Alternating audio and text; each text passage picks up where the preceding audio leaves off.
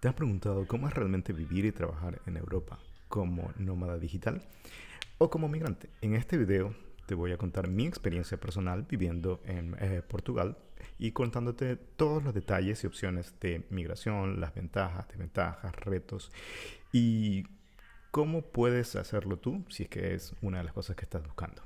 Quédate para descubrir si Portugal podría ser tu próxima opción. Al momento de grabar este video ya es mi segundo mes, quizá un poco más de vivir aquí en Portugal. Y hay muchas personas que me han preguntado cómo lo hice, cuál fue el proceso, cuál ha sido mi experiencia. Y me parece que sería una buena idea compartir parte de ese proceso. Quiero hacerlo de la manera más relajada posible, contando un poco mi proceso personal y también las opciones que existen, porque no es la única forma. Y específicamente también contarles por qué yo escogí Portugal. No es la única opción. Hay muchas otras opciones también dentro de la Unión Europea, pero en mi caso fue el que escogí. También los pros y los contras o las cosas que me encontré en el camino. Um, para contar un poco de la historia, no fue una decisión de último minuto o desesperada. De hecho, yo tenía en mi cabeza la idea de venir acá a Portugal desde 2019 aproximadamente. Pero obviamente todos sabemos lo que pasó en 2020 y eso cambió todos los planes y hizo que me quedara en mi país, en Ecuador. Y recién, unos años después, cuando las cosas comenzaron a calmarse, pude volver a poner en mis planes la idea de viajar hacia Portugal o de migrar realmente hacia Portugal. Contando eso como parte de mi historia, eh, entre las opciones que yo tenía, inclusive estaba México, había también la opción de España o inclusive opciones tan alocadas como el de Estonia, que eso los puedo contar un poco más adelante. Pero al final quise encontrar un balance entre las diferentes cosas. Obviamente voy a entrar en más detalle, pero de manera muy general, el nivel de vida que se puede tener aquí en Portugal es bastante bueno. El clima en comparación al resto de Europa no es tan fuerte, los inviernos no son tan fuertes, hay muchos días de sol en Portugal y eso, las personas que me conocen saben que soy de la costa, me gusta el calor, me gusta el sol, entonces buscaba algo de eso. Un dato importante, yo al día de hoy, al momento de grabar este video, ya tengo cerca de 8 años trabajando de manera remota, principalmente para empresas de Estados Unidos, startups, y eso es lo que me permitió escoger una de las opciones disponibles para migrar. En este caso, hacerlo como nómada digital, que es una de las visas disponibles para entrar a Portugal. Un punto importante con respecto a esto, yo voy a darles una revisión general, pero si alguien realmente quiere hacerlo, al final les recomendaría que busquen información mucho más detallada. Sobre eso hay muchísimos videos, hay muchísimo material, por eso no voy a profundizar tanto porque ya ha sido hablado bastante. Y también voy a incluir dentro de la descripción del video los links para que puedan contactar a las personas que me ayudaron en mi caso específicamente. Al analizar o revisar todos los documentos, tengo que ver cuáles son las cosas que necesitaba. La opción que yo escogí es la de viajar como un nómada digital, la cual tiene una característica bastante específica. Y ahí vamos entrando en el por qué Portugal, por qué no otro. Portugal es uno de los pocos, no el único, pero uno de los pocos países que al entrar como nómada digital, que inicialmente me da un periodo de 2 años para estar dentro del país, yo puedo solicitar una renovación por 3 años adicionales y una vez que se completan los 5 años de estar viviendo en el país, yo puedo optar por pedir la ciudadanía y un pasaporte portugués. Eso es una de las cosas que me interesaba, porque después del tiempo que yo estuve realmente con la posibilidad de trabajar remoto, estuve moviéndome bastante por tratar de encontrar mi lugar, como me gusta llamarlo, es decir, el país, ciudad, espacio donde yo me sintiera cómodo. Pasé viviendo un tiempo en Chile, pasé un tiempo en Argentina, pasé un tiempo en México, llegué a conocer también Francia, Holanda, en general otros lugares donde podía ver si es que algo de eso me llamaba la atención. ¿Sí? Pero al final, eh, quien me permitía hacer esto, quien me permitía convertir mi residencia finalmente en una ciudadanía, era Portugal. ¿Sí? Entonces, eso fue uno de los puntos bastante fuertes. Otro de los puntos bastante fuertes, parte del programa que tiene Portugal para los, no solo para los nómadas digitales, sino para los, digámoslo así, recién llegados, para los extranjeros que decidan venir a instalarse aquí, es que tienen un régimen de habitante no habitual. Si suena un poco repetido, pero lo que da es una excepción de impuestos por 10 años. Eso no quiere decir no pagar impuestos, sino pagar una tarifa plana, si cabe el término, durante esos 10 años, para permitir que la persona que entre aquí, inclusive también se lo aplican para portugueses que estuvieron viviendo fuera del país y regresan al país a contribuir con la economía nacional, que puedan pagar menos impuestos durante esos 10 años para establecerse, poder acomodarse y todo eso. ¿Okay? Entonces, eso es una gran ventaja, creo yo. Junto con los otros beneficios que también se recibe dentro de Portugal. Que un punto fuerte, también bastante importante, es que si ven el ranking de seguridad a nivel mundial, Portugal está dentro del puesto número 6. Es el sexto país más seguro del mundo. Y es una de las cosas que también me importaba mucho. Yo quería estar en un lugar donde pudiera salir con tranquilidad, sin tener que preocuparme, y poder pensar a hacer un futuro en ese lugar. ¿Okay? Entonces, el momento que tomo la decisión de hacer esto, comienzo a revisar todos los papeles que se necesitan. Y en general, la forma que trato de simplificarlo no es un proceso complicado, pero no es fácil al mismo tiempo. Es decir, no son cosas imposibles de conseguir, pero el proceso en sí es un poco burocrático y tiene algunos peros en el camino. Mi recomendación personal es que no lo hagan sin acompañamiento profesional. En mi caso, yo me ayudé de una abogada que me permitió resolver los problemas que había dentro del proceso. ¿Okay? De manera general, las cosas que se piden en el caso específico de la visa de nómada digital es el récord policial, como lo decimos en Ecuador, o el registro de antecedentes criminales, que eso sí tiene que estar certificado y apostillado. El contrato de trabajo que tenga por lo menos 3 meses de antigüedad, es lo mínimo que se pide.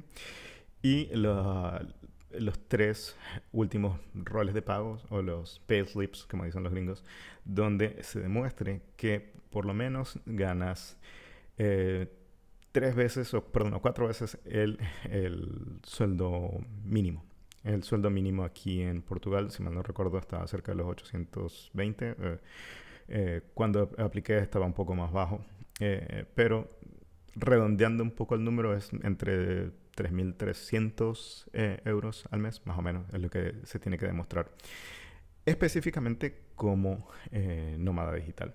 De ahí, otro de los requisitos es abrir una cuenta bancaria aquí en Portugal, para demostrar que se va a transferir los fondos que se consideran como los mínimos para que te puedas sustentar o puedas pagar tu estadía y todo esto durante el periodo inicial. Se pide demostrar que vas a poder pagarte tus gastos durante un año más o menos.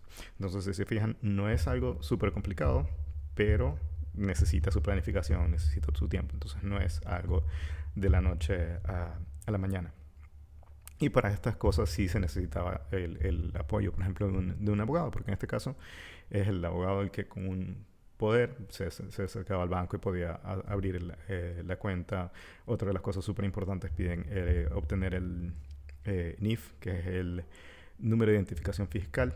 En Ecuador nosotros le llamamos el RUC, al Registro Único de Contribuyente. Es decir, que estás dispuesto a pagar impuestos, obviamente, y con eso te pueden identificar. Pero de hecho, yo creo que es algo súper útil porque te simplifica muchísimo todo el proceso.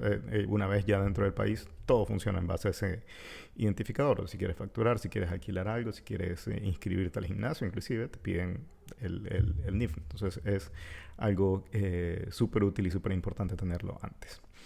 Y el último punto bastante controversial o el delicado al momento de solicitar la visa de nómada digital es que piden tener un contrato de alquiler de al menos un año por adelantado. Eso yo sé que no todo el mundo va a querer hacerlo. Es mucho más complicado sin ni siquiera haber venido al país. Ese fue uno de los puntos bastante fuertes para mí. Pero hay otras opciones que eso, o sea, ahí es donde otra vez recomendaría hablar con un abogado que pueda darles opciones de qué más se puede hacer. Por ejemplo, una opción es una promesa de alquiler, pero que igual de un año. Pero esas ya son otras opciones. Por eso, específicamente para quienes quisieran entrar como nómadas digitales. Ahora, hago un pequeño paréntesis indicando cuáles son las otras opciones, porque sé que probablemente no para todo el mundo va a ser fácil optar por algo de ese estilo. Si a alguien le interesara también venir hacia acá, Portugal está muy abierto a recibir migrantes, pero con capacitación o con un nivel profesional específico. Entonces, ¿cuáles son las opciones que se pueden utilizar también para entrar al país? Fuera del visado para nómadas digitales, existe también una visa D7 que antiguamente se lo utilizaba para los nómadas digitales, pero realmente es específica para las personas que tienen ingresos pasivos. Fue pensada en sus comienzos para jubilados, donde lo único que se pedía es que demostraran que tenían ingresos mensuales equivalentes al sueldo mínimo. Con la primera vez que lo averigüé estaba cerca de los 700, como les digo ahora creo que está cerca de los 820, 840 euros mensuales. Entonces es mucho más bajo, pero que califica como un ingreso pasivo. La jubilación, rentas, si es que se tiene propiedades donde generan ingresos sin hacer algo, sin tener que trabajar. ¿Okay? Por eso lo más parecido es un jubilado. Pero si es que alguna persona sin estar jubilada tiene ingresos de ese estilo que sean equivalentes al valor del sueldo mínimo, se podría hacer. Y también tiene la misma opción de entrar temporalmente por 2 años, extenderlo hasta 5 y luego convertirlo en una ciudadanía. ¿Okay? Otra opción que es mucho más complicada, pero hay personas que lo pueden hacer, que es la de la residencia para inversionistas, la famosa Golden Visa, que está destinada para quienes invierten en el país, ya sea en propiedades o fondos dentro de Portugal. Pero eso requiere un valor mínimo, si mal no recuerdo, de aproximadamente 500.000 euros. Por eso digo, eso no es para cualquier persona. Ahora, las visas que pueden ser un poco más interesantes para el común de la gente, existe la visa de estudios, que es para quienes quieran hacer un posgrado, una especialización o un curso profesional. Eso les permite entrar al país para estudiar. De hecho, Portugal está empujando el ingreso de estudiantes porque necesita profesionales dentro del país, y una vez terminados los estudios se podría optar para cambiar la visa por ya sea una de trabajo si se consigue un contrato, o por lo menos la de búsqueda de trabajo, que es la siguiente que voy a comentar. La visa de búsqueda de trabajo permite hasta 180 días, pero eso es sumado. Inicialmente son 120 días, luego de esos 120 días se puede extender 60 días adicionales. Y es súper básica, la idea es que con eso se tiene el permiso para entrar al país a buscar u optar por un trabajo. Y una vez que se consigue el contrato de trabajo, eso hay que llevarlo hacia la oficina de migraciones y con eso se cierra, digamos, el proceso y se convierte ya en una residencia temporal, una vez más, inicialmente por 2 años, etcétera, etcétera. El esquema es bastante parecido. Otra opción, pero que es un poco más complicada también, es la de visa de trabajo por cuenta propia, o lo que llaman de emprendedores, que es quienes quieren venir a montar un proyecto y donde se tiene que demostrar que hay una idea de negocio y que hay fondos para hacerlo. No son muy altos realmente, pero es más arriesgado porque ahí es bajo mi propio riesgo, digámoslo así. Voy a montar un negocio y voy a tratar de salir adelante dentro del país. Existen también las opciones de visa por contrato de trabajo, las normales, las que tendría la mayor parte de los países. Pero eso sí es una realidad dentro del país. Opciones de conseguir un trabajo sin estar físicamente aquí es muy difícil. Ahí entra ya una parte cultural. La gente va a preferir verlos presencialmente, que se acerquen y principalmente que ya tengan el permiso de trabajo, porque eso es una complicación adicional para la empresa y no van a estar dispuestos a patrocinar una visa de trabajo. Es la realidad. Entonces, por eso, si es que fuera un camino de ese estilo, creo que sería mucho más práctico, mucho más fácil optar por la visa de búsqueda de trabajo. ¿Okay? Eso de forma general, como comentaba hace un rato, es mejor que si quieren optar por alguna de esas opciones, profundicen más de manera individual en cada una de las opciones y que busquen asesoría para ya poder. Hablando un poco sobre qué me hizo venir acá, cuáles son algunos de los pros y los contras de estar aquí en Portugal. Algunas de las ventajas, comenté hace un rato, la seguridad y la estabilidad. Es uno de los países más seguros de Europa, una tasa de criminalidad sumamente baja. Y en general la gente es muy acogedora. Desde el día 1 de haber llegado acá me encontré con gente muy amable, con mucha paciencia, con el ánimo de ayudarme directamente. Y eso lo conecto con otro punto que igual voy a profundizar más adelante, que es el tema del idioma. Sí es ideal, la mejor opción sería venir por lo menos con unas bases de portugués. No es obligatorio.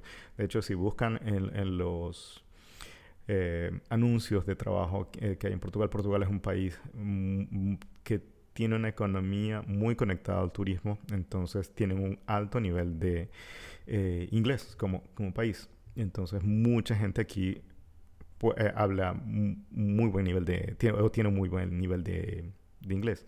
Entonces no es un problema para comunicarse. Y también muchos trabajos, más que portugués, piden que se sepa inglés y algún otro idioma. Por ejemplo, puede ser el mismo español, puede ser francés, puede ser italiano. He visto anuncios inclusive de trabajo donde buscan gente que hable turco o finlandés, porque al tener impuestos más bajos que el resto de Europa, muchas empresas ponen sus oficinas aquí y dan servicios para el resto de la comunidad. ¿Okay?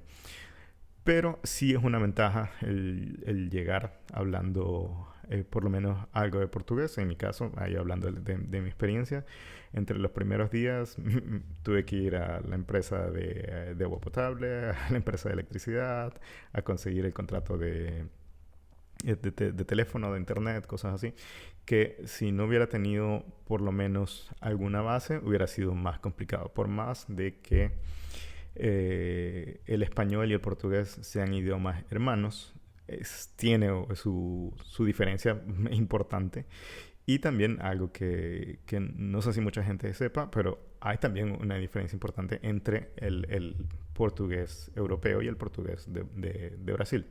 No es abismal, pero cuesta un poco más, ¿no? Creo que a los latinos nos resulta un poco más rápido entender o un poco más fácil, perdón, entender el portugués de Brasil, quizá por el ritmo o por la proximidad, pero sí recomendaría, si es que alguien se anima, comenzar por ese lado. Eh, Como comentaba, una de las cosas que me he encontrado acá es que los portugueses son bastante acogedores, son amigables, aunque si buscan en las noticias van a encontrar que ahorita hay muchos problemas con el tema de la migración, pero eso en toda Europa. Pero es un segmento bastante particular de la población, y también, como en cualquier parte del mundo, hay que diferenciar los sectores, las personas, las regiones. No todo el mundo es lo mismo. De mi experiencia, yo estoy al norte de Portugal. No he tenido ningún problema. La gente ha sido muy acogedora, muy amistosa inclusive. Si se piensa a futuro, si son personas que ya tienen hijos o que piensan tener hijos a futuro, es otra de los puntos fuertes dentro de Portugal. Tiene un nivel de educación muy alto en general, tiene muy buenas universidades. Las mejores obviamente son las públicas, y el costo de la educación, si hablamos ya a ese nivel de educación superior, es muy bueno. Además, hay también una comunidad que va creciendo mucho en cuanto a los expatriados, nómadas digitales. Entonces, por ejemplo, dentro de esta ciudad, dentro de Porto, hay muchísimas charlas y conferencias que son directamente en inglés, por la cantidad de gente de diferentes lados, y se trata de normalizar un poco eso, haciendo las charlas directamente en inglés. La otra característica que hablaba era, obviamente, el clima es bastante agradable durante gran parte del año. Tiene lugares muy bonitos que pueden conocer, y pueden tener de todo, desde las playas hasta montañas, en un territorio muy pequeño, porque Portugal no es un país muy grande. Ahora, si nos vamos por las desventajas, uno de los problemas, bueno, no lo diría como un problema, sino una de las características bastante particulares de aquí del país, es la burocracia. Y eso nos puede resultar muy pesado, pero hay que tener paciencia, acostumbrarse a que, como característica cultural aquí, todo necesita tener un proceso, o seguir un ritmo y seguir un número específico de pasos. Entonces, eso, si no estamos acostumbrados, nos puede golpear. Y muchas veces hay cosas que pensaríamos que en general en Latinoamérica son mucho más rápidas, mucho más sencillas. Acá van a ser mucho más lentas, van a necesitar mucho más tiempo, van a requerir pasar por más pasos. ¿Okay? Inclusive el mismo proceso de visado o cualquier trámite puede ser lento y requerir mucha paciencia. ¿Okay? El otro punto que puede ser un contra, una desventaja, el mercado laboral. Como les decía, donde puede haber más trabajo es el lado turístico, todo lo que tiene que ver con servicios turísticos. Y el resto, que yo creo que es importante, es el de poder trabajar en una empresa que tenga base aquí, pero que dé servicios hacia otros países. Porque si no, los sueldos promedio dentro del país son bastante bajos. Y eso es una de las quejas que van a escuchar también en las calles de la gente, de los portugueses como tal.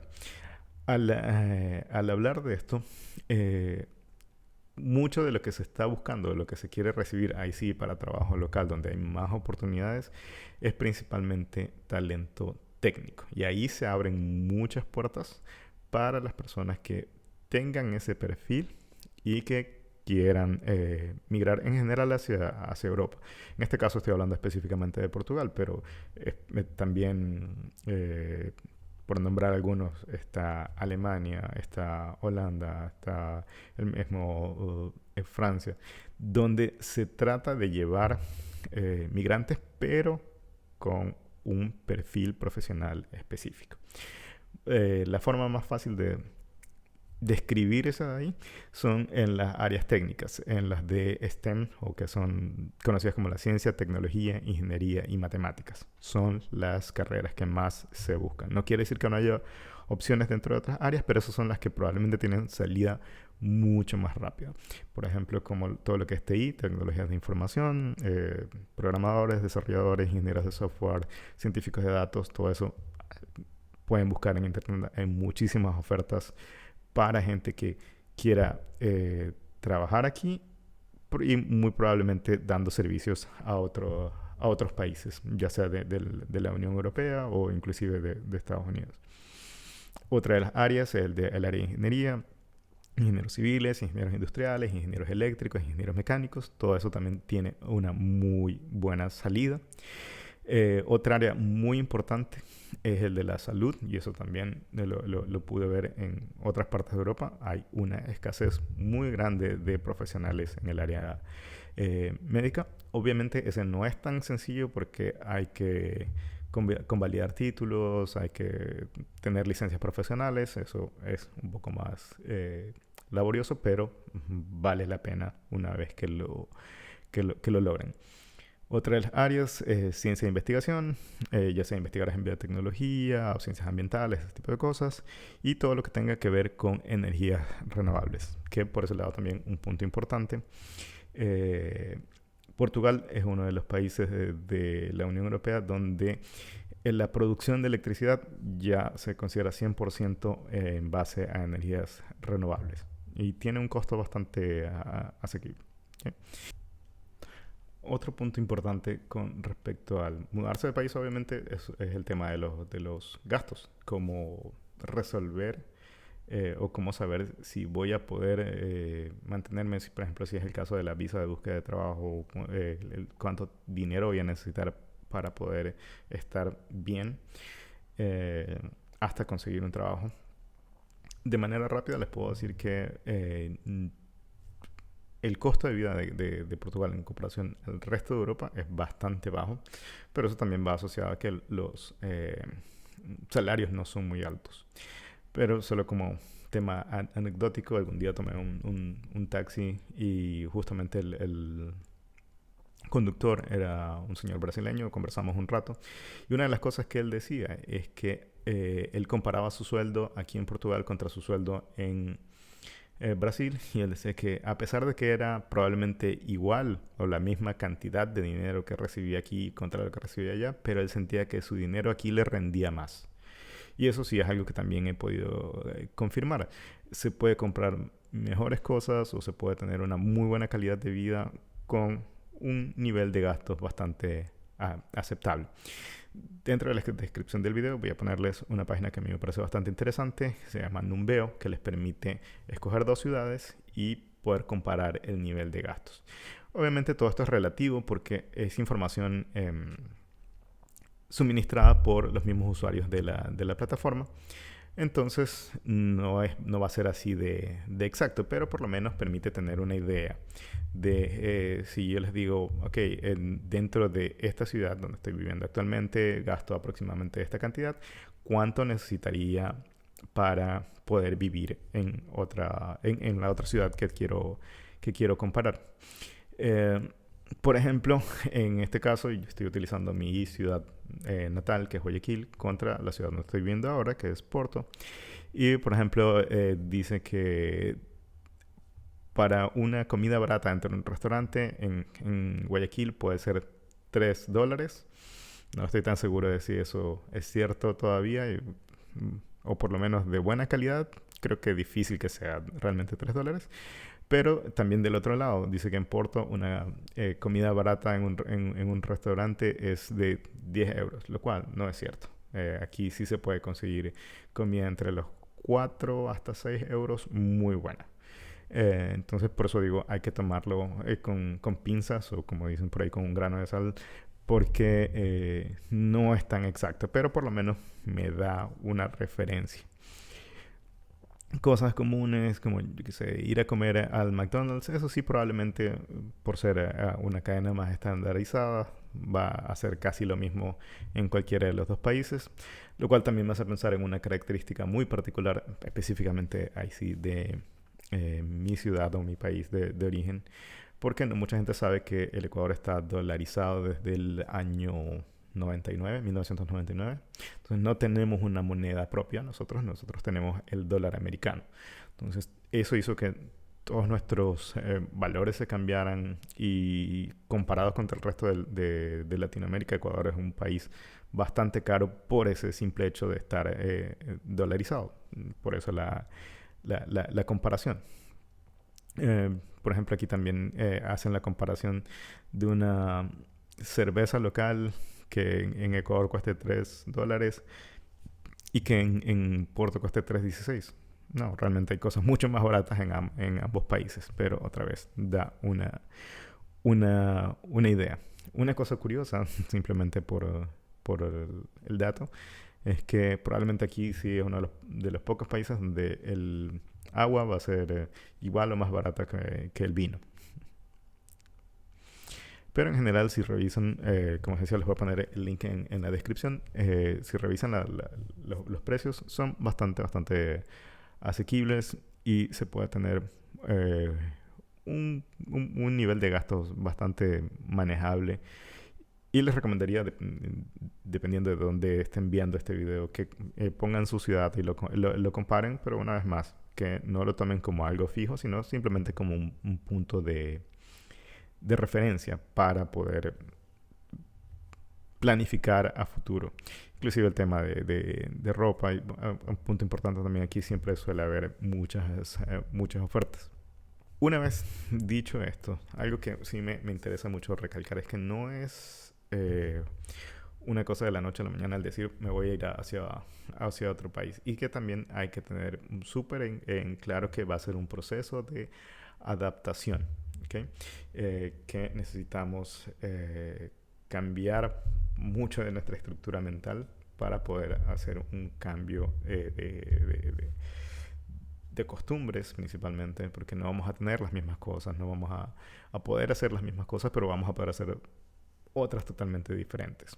¿Bien? Eso es una de las cosas sumamente importantes.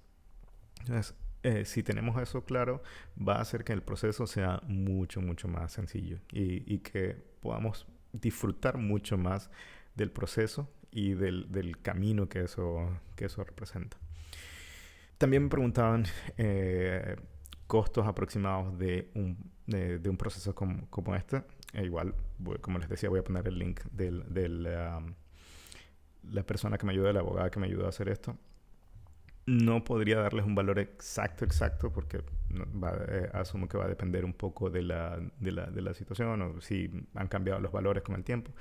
Pero yo les podría decir que entre todo el proceso, incluido apertura de cuenta, el seguimiento de todo el proceso con el consulado y cualquier acción legal en medio, aproximadamente fueron unos $800 más o menos. Otro punto importante con respecto a todo este proceso es que también si buscan en las noticias van a ver que como Portugal ha llamado mucho la atención a nivel mundial. Hay muchísima gente queriendo venir hacia acá. Y es un país pequeño donde también, por más de que tenían este plan de atraer a extranjeros, creo yo, eso es mi opinión bastante personal, de que no estaban preparados completamente para hacerlo. Entonces, existe actualmente una entidad que se llama AIMA, que es la que se encarga del proceso de manejo de migraciones y tiene un montón de procesos atrasados justamente porque llegaron una cantidad impresionante de solicitudes. Entonces, eso hay que tomarlo en cuenta, sumado a lo que hablaba hace un rato del tema de burocracia. Entonces, van a ser procesos que van a tomar tiempo y que hay que esperar a tener cupos para poder solicitar esas visas y todo esto. Dicho esto, también por eso recalcaba, no es la única opción. Inclusive, yo les estaba hablando de que para poder obtener la nacionalidad, en este caso el pasaporte, Portugués tengo que esperar 5 años. Para los latinoamericanos, la opción de España, por ejemplo, si hacen igual la visa de nómada digital, toma apenas 2 años para conseguirlo. Pero va a depender de si es lo que ustedes están buscando. Mi opinión personal, España está pasando por situaciones bastante complicadas también en este momento dentro de situación económica, cambios a nivel gubernamental, un montón de cosas.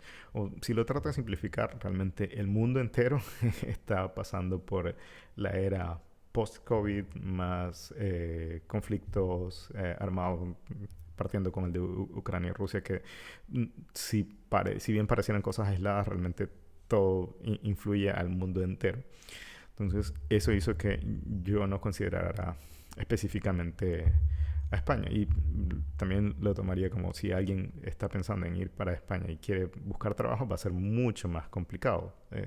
También es un país más grande, tiene muchas más necesidades. Si bien Portugal es un país pequeño, creo que tienen una organización diferente que les ha permitido resolver ciertas cosas.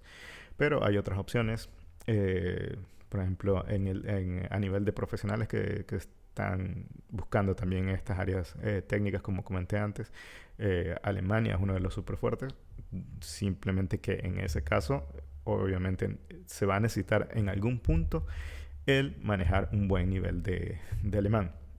Y eso es uno de los posibles frenos o las dificultades para ingresar allá. No lo piden para entrar, pero sí que para poder llegar a obtener el pasaporte, obviamente, ya hay que hablar el idioma local. Se puede decir lo mismo de Estonia, es otro país que tiene un muy buen nivel de vida, pero por ejemplo en mi caso, o sea, yo no puedo manejar el tema del clima, de tener un clima tan fuerte cuando hablamos de frío en esa zona. Pero, o sea, hay muchas otras opciones. Simplemente hay que ver cuál es la que se adapta a lo que cada uno de nosotros esté buscando. Ok, para cerrar, simplemente diría que si están interesados en algo de esto, busquen la información que más puedan para poder estar muy bien preparados. Si tienen preparación en diferentes idiomas, es aún mucho mejor. O si pueden prepararse antes de llegar al país al que están interesados. Y también reforzar el tema de habilidades técnicas. Solo si lo pusiera de manera general, inclusive ahora que se habla mucho de inteligencia artificial, eso se utiliza en absolutamente todas las profesiones. Entonces, ponernos al día en ese tipo de cosas también nos va a ayudar a tener más opciones, a tener un currículum mejor presentado. Y, por ejemplo, solo un punto con respecto a eso, si es que es búsqueda de trabajo. Algo muy importante es al momento de preparar un currículum cuando salimos de Latinoamérica, es cambiar de simplemente enumerar las experiencias, tratar de resaltar cuáles son nuestros puntos fuertes, qué es lo que aportamos en cada una de nuestras experiencias, y si es posible poner números en esas experiencias, también mucho mejor. Pero bueno, creo que son las cosas que puedo compartir y espero que les sea de ayuda. Hasta la próxima.